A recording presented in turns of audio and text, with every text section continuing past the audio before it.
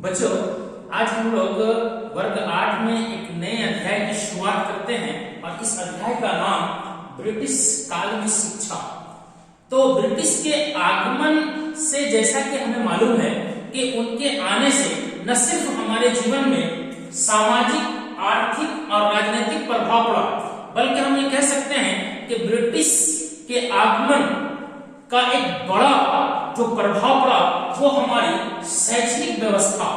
और इस शैक्षणिक व्यवस्था में हम देखेंगे कि भारत में उस समय कौन सी व्यवस्था कायम थी। यानी भारत में परंपरागत रूप से जो हम कह सकते हैं कि संस्कृत विद्यालय, फारसी विद्यालय या जो गुरु आश्रम का व्यवस्था था या मदरसा बोर्ड का व्यवस्था था, तो ब्रिटिश के आने के बाद उस बोर्ड पर कैसा प्रभाव पड़ा या उस बोर्ड का क्या हश्र हुआ। तो इसकी शुरुआत को अगर हम देखना चाहेंगे तो उसका प्रभाव 1783 यानी 1783 ऐसा डेट है जब विलियम जॉनसन को भारत में जो सुप्रीम कोर्ट कलकत्ता में उसके लिए उन्हें जूनियर जज बनाया गया। कहा यह जाता है कि ये जो जॉनसन साहब थे वे कानून, दर्शन, विज्ञान, अंकगणित, इसके साथ साथ चिकित्सा के भी अच्छे जानकार थे और साथ ही साथ एक अच्छे भाषाविद भी थे। यानी वे अंग्रेजी के साथ साथ फ्रेंच के भी एक अच्छे जानकार थे। इसके साथ साथ फारसी और अरबी के बारे में भी ये कहा जाता है कि उन्होंने पहले ही से कुछ ये जबान सीख रखा था। भारत में जैसे ही वो कलकत्ता पहुंचते हैं तो चूंकि यहाँ पे फारसी का एक बेहतरीन सिस्टम भी था, उसी जबान पे जो है डॉक्यूमेंट्स वगैरह जारी किया जाता था, तो उनकी अधिक जानकारी के लिए इस चित्र में आप देख सकते हैं कि उन्होंने फारसी के जो भी ज्ञाता थे उनसे शिक्षा लेना शुरू कर दिया। इसके साथ साथ संस्कृत की जानकारी के लिए भी उन्होंने काफी प्रयास भी किया और उन्हें इस बात का ये एहसास भी हुआ कि कुछ ऐसे भी अंग्रेज थे उनसे पहले जो इन सब भाषाओं के अच्छे ज्ञाता थे। उसी क्रम में उन्होंने देखा कि उनके पीरियड में ही दो ऐसे अंग्रेज भी थे जिनका नाम हेनरी थॉमस कोलब्रुक, जो इस पेज नंबर 91 में उनका चित्र भी दिया गया है और उसे आप देख सकते हैं। इसके साथ साथ नेपोलियन हॉलहेड, इनके साथ इनका विचार मिला और इन्होंने यानी कह सकते हैं कि पराक्रमवाद की परंपरा को आगे बढ़ाने के लिए उन्होंने बंगाल में एक एशियाटिक सोसाइटी ऑफ बंगाल का गठन किया और इस एशियाटिक सोसाइटी ऑफ बंगाल के तहत उन्होंने एक पत्रिका भी जारी किया जिसको हम एशियाटिक रिसर्च शोध पत्रिका के नाम से हम जानते हैं। यानी उन्होंने क्या किया कि बहुत से अंग्रेज अफसर के लिए भी ये पढ़ना जारी कर दिया कि ताकि भारत में अगर हम रहें तो भारत की भाषा के बगैर हम आगे नहीं चल सकते। इसी के तहत उन्होंने ये देखा कि भारत में पहले से यहाँ अरबी, फारसी, इस्लामी कानून के तहत बहुत से डॉक्यूमेंट्स को जारी किया जा रहा था। तो उसी क्रम में वॉरेन हेस्टिंग ने भी कलकत्ता में एक मदरसा की स्थापना की। इसके साथ साथ 1791 में हम देखते हैं कि जोनाथन डंकन के द्वारा बनारस में हिंदू कॉलेज की भी स्थापना की गई। यानी इससे ये पता चलता है कि कुछ अंग्रेज उस समय जो है वे प्राच्यवाद की परंपरा को कायम रखना चाहते थे। लेकिन हम जानते हैं कि जैसे ही ये कुछ वक्फा बीतता है तो 1830 का दशक जब शुरू होता है तो उस समय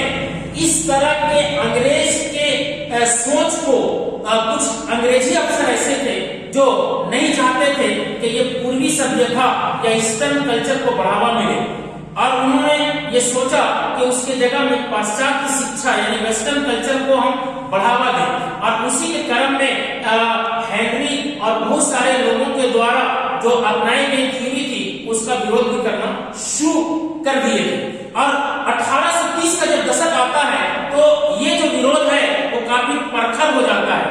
उसी के क्रम में एक अंग्रेज जिनका नाम हम और आप अच्छी तरह से जानते हैं, जिसको इतिहास में लॉर्ड मैकाले हम कह सकते हैं, जिनका पूरा नाम थॉमस मैकाले है। थॉमस मैकाले जो है वो एक इसका भारतीय भाषाओं का ही नहीं बल्कि भारतीय सभ्यताओं का भी वे एक परखत विरोधी भी थे। और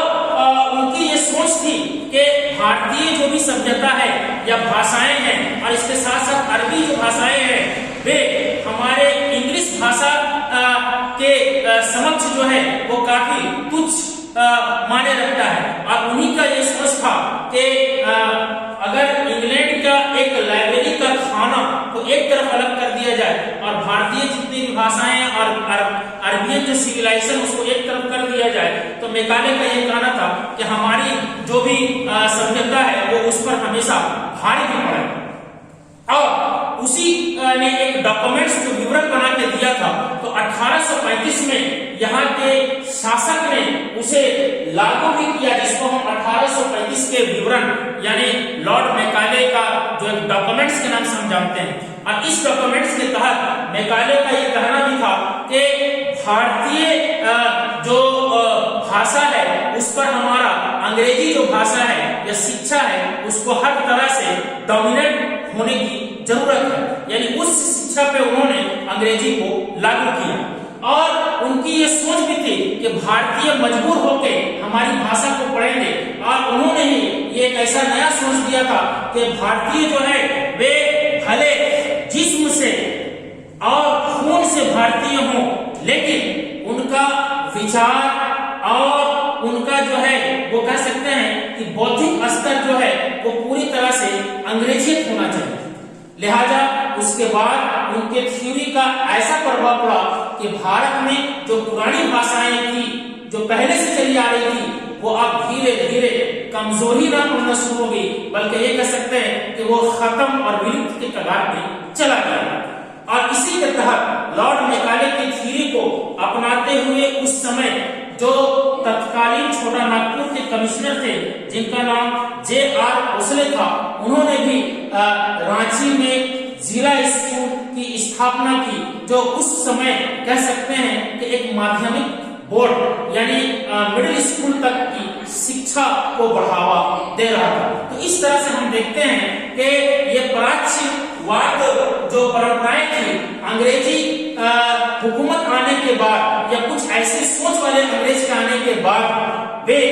जो है सिस्टम जो है वो धीरे धीरे खत्म होने लगा। अब इसके बाद कुछ ऐसे अंग्रेज भी आए जिन्होंने एक नए डॉक्यूमेंट्स, एक नई सोच, एक नई थ्योरी के साथ भारत के कह सकते हैं एजुकेशन सिस्टम पे काम करना शुरू कर दिया। आइंदा की क्लास में हम लोग देखेंगे कि वुड डिस्पैच और उसका प्रभाव भारतीय एजुकेशन सिस्टम पे